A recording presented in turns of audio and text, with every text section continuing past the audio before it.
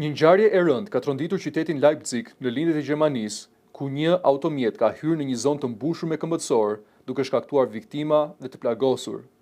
Sipas autoriteteve lokale, 2 persona kanë humbur jetën, ndërsa 3 të tjerë ndodhen në gjendje të rëndë në spital. Ngjarja është cilësuar si një incident me pasojë të mëdha njerëzore.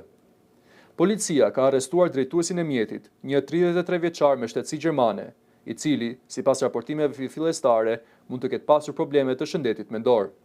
Ai është dorëzuar pa bërë rezistencë. Menjëherë pas incidentit, forcat e rendit ndërmorën një operacion të gjerë në zonë, duke vendosur perimetër sigurie dhe duke bllokuar rrugët përreth për të garantuar sigurinë e qytetarëve. Dëshmitarët raportojnë se automjeti, një SUV i tipit Volkswagen, lëvizte me shpejtësi në zonën këmbësore, duke shkaktuar panik mes kalimtarëve.